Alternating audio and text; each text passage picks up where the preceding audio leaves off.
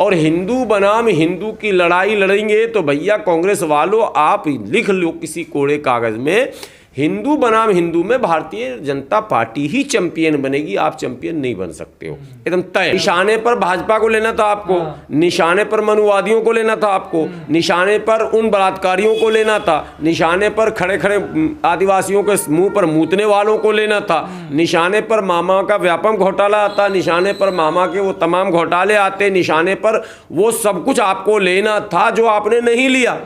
आपने निशाना पे दलितों के नेत्री को ले लिया। अरे भाई लेना था दलित उत्पीड़न करने वाले वो आरोपियों को, जो आरोपी खुलेआम सत्ता के इस का लाभ लेकर खुलेआम घूम रहे हैं और सत्ता का रौब भी दिखा रहे हैं, और जो पिछड़े आदिवासी और दलित जो वाकई बिल्कुल वहाँ पर हाशिए पर हैं, जिनको अभी तक संवैधानिक अधिकार भी नहीं मिला और सामाजिक अधिकार भी नहीं मिला, तो सामाजिक और संवैधानिक अधिकारों से वंचित वर्ग की बात न कर आप अगर केवल बहन जी को टारगेट कर रहे हैं और केवल ओवैसी को टारगेट कर रहे हैं, तो ये तो समस्या का समाधान नहीं है। जनता इतनी भी मूर्ख नहीं है जो इन बातों को समझ ना पाए कि भाई साहब आपको करना क्या था और आप कर क्या रहे हैं। तो उसमें समझने और समझाने की कोई आवश्यकता फिर नहीं है, बिल्कुल मान ही लिया जाए कि उसकी आस्था संविधान पर नहीं है। तो कमलनाथ जो कि मुख्यमंत्री के चेहरे थे, प्रत्याशी थे, और कांग्रेस को ये गर्व था कि कमलनाथ के नेतृत्व में हम मध्य प्रदेश जीतेंगे, तो कांग्रेस को ये भी बताना चाहिए था कि हमारी लड़ाई लोकतांत्रिक व्यवस्था को बनाने मजबूत करने की नहीं है, बल्कि हिंदू राष्ट्र बनाम हिंदू राष्ट्र, यानी भारतीय जनता पार्टी भी हिंदू राष्ट्र और कांग्रेस भी हिंदू राष्ट्र। तो ये मुकाबला जो हिंदू बनाम हिंदू किया गया, जिससे संवैधानिक शब्द निकाल दिए गए और उन तमाम व्यक्तियों को निकाल दिया गया। पूरे चुनाव में आपने देखा होगा वो मूतन शुक्ला का जिक्र नहीं हुआ पूरे चुनाव में, जबकि ये मुद्दा था। ठीक है, चूँकि मामा के राज में जो कुछ हुआ था, पूरे चुनाव में दलित उत्पीड़न को लेकर कांग्रेस ने कोई मुद्दे को उठाया नहीं।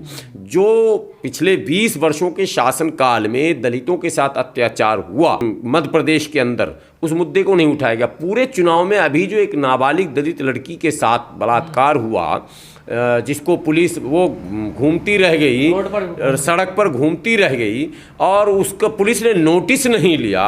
तो पूरे चुनाव में आप देखेंगे कि उस बच्ची के साथ जो अन्याय हुआ उसको मुद्दा नहीं बनाया गया। तो आप जब मुद्दे को मुद्दा नहीं बनाएंगे और हिंदू बनाम हिंदू की लड़ाई लड़ेंगे, तो भैया कांग्रेस वालों आप लिख लो किसी कोड़े कागज में, हिंदू बनाम हिंदू में भारतीय जनता पार्टी ही चैंपियन बनेगी, आप चैंपियन नहीं बन सकते हो, एकदम तय। क्योंकि हिंदुत्व की बात जब भी आएगी तो मोदी जी और योगी जी से आगे कोई बढ़ ही नहीं पाएगा, क्योंकि कॉपीराइट जो है वो इनका है। इन्होंने अपने क्रियाकलापों से, अपने शब्दों से, अपने कार्यों से एक संदेश तो दे दिया देश के उन लोगों को जो हिंदू राष्ट्र की वकालत करते हैं उनको, कि भाई मैं ही हूँ जो ये संभव कर सकता हूँ, तुम्हारे सपने को साकार कर सकता हूँ। कांग्रेस ये कहावत बिल्कुल वैसी सटीक है कि कौवा चली हंस की चाल और अपनी चाल भी भूल गई। तो आप हंस की चाल चल रहे थे, आप हिंदुत्व की चाल चल रहे थे, परिणाम बहुत अच्छा आने की उम्मीद नहीं है, ये एकदम तय है। जो सपना आपने 2-4 महीने पहले का जो सर्वे देखा होगा उसमें कांग्रेस को बढ़त दिखाया जा रहा था, लेकिन अचानक ज्यों-ज्यों चुनाव नज़दीक आया, दलित, आदिवासी, पिछड़े और अल्पसंख्यकों की रुचि कांग्रेस से कम होती गई। एक ये प्रमुख कारण रहा। हाँ, हिस्सेदारी दे रही है, जैसा कि राशन में राशन मिलता है, चाल मिलता है, गेहूं मिलता है, सब मिलता है। नहीं, ये नहीं हिस्सेदारी की बात, राशन चावल कौन सा हिस्सेदारी की बात करिए तो बताइए। अधिकारी बन रहे हैं आपके। अधिकारी बंगाल से कोई है ही नहीं, मुसलमान में से कोई मुसलमान में कोई अधिकारी नहीं, कोई अधिकारी नहीं है, कोई लीडर नहीं है बंगाल में। कांग्रेस आजकल हिस्सेदारी की बात कर रही है। कांग्रेस वहाँ है ही नहीं, कांग्रेस तो वहाँ है ही नहीं, वहाँ कांग्रेस है नहीं, उसको पहले खत्म कर दिया गया है, वो तो मतलब खत्म है।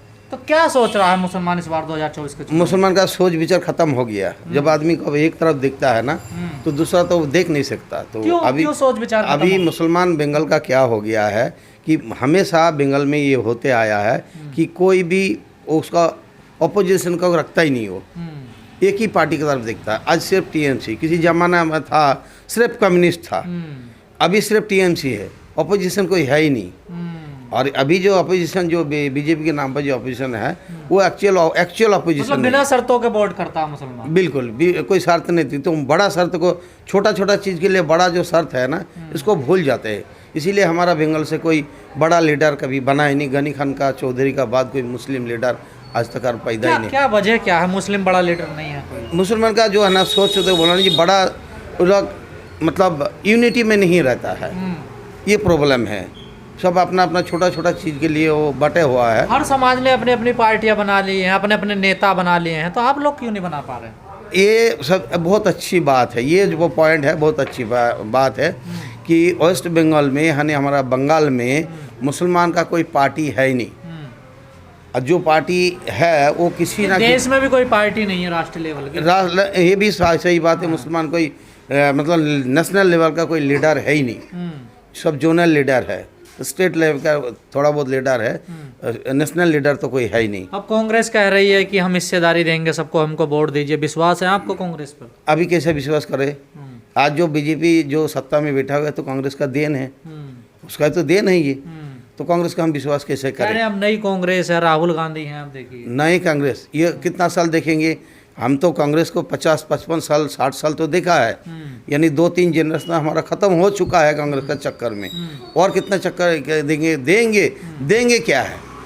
देंगे बात क्या है? वो पहले उनको वोट दीजिए ना, तभी तो देंगे कुछ। इससे पहले तो 50 साल 60 साल तो कांग्रेस पे वोट दिया था। बीजेपी तो हाल ही में 8-9 साल हो गया ना, तो 60 साल जो है ना 70 साल तो 65 साल। चाहते क्या हैं आप लोग? हम लोग चाहते हैं कि मुसलमान एक यूनिटी पे वोट दे, चाहे वो टीएमसी हो, चाहे कांग्रेस हो, चाहे किसी भी पार्टी को वोट दो, लेकिन अपना लीडरशिप अपना जो क्या बोलते हैं ये अपना इसको बेच जमीन को बेच के नहीं, मतलब लीडरशिप बना के वोट दो, एक यूनिटी बना के वोट दो। और किसी का खिलाफ जाने के मतलब क्या है? क्यों हमारा दुश्मन को क्यों बना रहा है? सब दोस्त बनाओ ना, ये मैं हमारा कहना है कि किसी का खिलाफ जाके आज तक ठगा गया मुसलमान ठगा गया है। बंगाल का मुसलमान आज भी ठग रहा है, ये बात है मेन है। मुसलमान का जो है ना बड़े लीडर कभी उभर के आता ही नहीं बंगाल में। हम चाहते हैं कि बंगाल का मुसलमान जो है ना, चाहे वो ममता को वोट दो चाहे किसी को वोट दो, हमारा मुद्दा वो नहीं है। मुसलमान लीडर देख के वोट दे, लीडरशिप बनाए अपना, ये हमारा बंगाल का आदमी नेता होना जरूरी है, बहुत ज़रूरी है नेता होना। नेता है ही नहीं बंगाल में, ये मेरा बंगाल का मुसलमान के लिए ये मतलब मैसेज है। और मुसलमान का लीडर का मतलब कि मुसलमान जो है ना दूसरे को भलाई करने को आता है, इसको मुसलमान दूसरे को भलाई करेगा उसको मुसलमान कहा जाता। एक्चुअल मुसलमान का मतलब ही है जो दूसरे को भलाई करते, सिर्फ मुसलमान को भलाई नहीं करते, दूसरे को भी भलाई करते उसको ही मुसलमान कहा जाता है। और ये ऐसा मुसलमान भी होना चाहिए, मुसलमान को सीखना चाहिए, उसका अमल जो है ना सही होना चाहिए। उसका अमल अगर सही होगा तो दूसरे के बारे में सोचेगा। अमल में भी कोई दिक्कत है क्या? बिल्कुल अमल में भी दिक्कत है। ये टुकड़ा टुकड़ा मतलब गैंग में जो बीजेपी के लोग कहते हैं ना टुकड़े टुकड़े गैंग, ये सही बात है कि हमारा मुसलमान है टुकड़े टुकड़े गैंग में बटा हुआ है। बीजेपी कोई खराब नहीं कहता, हर बात हर एक किसी का खराब नहीं होता। ये बात में हम बिल्कुल बीजेपी के साथ हम सहमत है कि ये टुकड़े टुकड़े गैंग बन चुका है। ये टुकड़े टुकड़े गैंग को ख़त्म होना चाहिए।